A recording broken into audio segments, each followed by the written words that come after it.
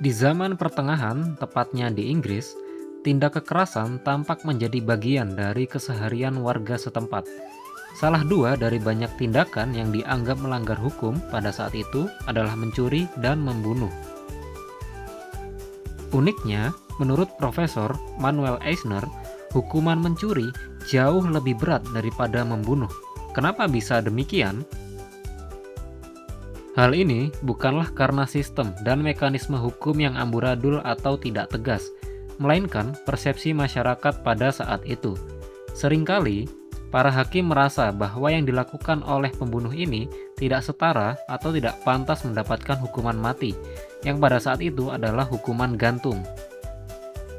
Menurut para hakim, misalnya pada suatu kasus, seorang pembunuh ini adalah warga yang dihormati di komunitas itu.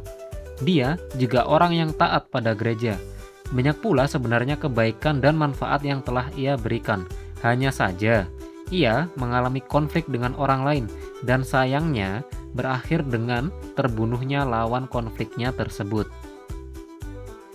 Dari sini, kita dapat melihat bahwa pembunuhan dipandang memiliki unsur ketidaksengajaan, atau bisa dikatakan si pembunuh sebenarnya pun tidak memiliki rencana dan niatan untuk membunuh.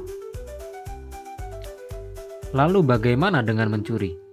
Pengadilan dan masyarakat pada saat itu memandang bahwa mencuri dikatakan lebih memiliki unsur kalkulasi yang matang. Dengan demikian, menjadi suatu tindakan yang lebih keji daripada membunuh orang.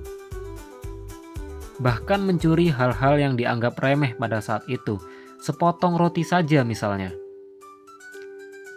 Jika dibandingkan dengan saat ini, kasus pembunuhan di masa itu jauh lebih berkali lipat, khususnya di Inggris dan Wales. Akan tetapi, seperti yang sudah dijelaskan tadi, cara pandang masyarakat dan pengadilan membuat para pembunuh ini tidak mendapati hukuman. Kalau ada pun, persentasenya sangat kecil sekali. Namun, perlu diketahui, pada dasarnya, hukuman pada saat itu terbilang keras. Hanya saja, memang pada implementasinya terjadi hal yang katakanlah lebih lembut.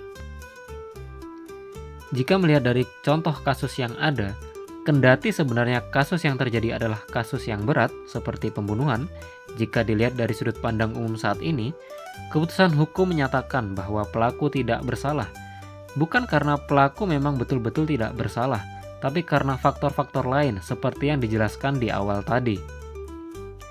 Bahkan, beberapa kasus sama sekali tidak dipersidangkan. Kenapa bisa begitu?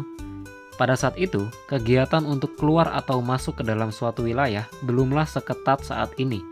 Masih sangat mudah bagi orang-orang untuk pergi begitu saja ke tempat lain, tidak meninggalkan jejak dan kemudian berganti identitas.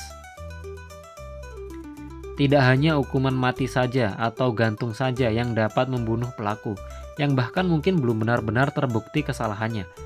Penjara juga dapat menjadi tempat peristirahatan terakhir bagi mereka yang dituduh.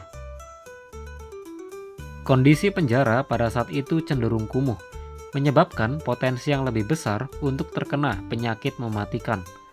Adapun jika terkena penyakit, tidak begitu saja mendapati bantuan medis seperti saat ini. Jika kita perhatikan dengan seksama, memang tampaknya pada saat itu membunuh seseorang dipandang lebih agung daripada mencuri sepotong roti.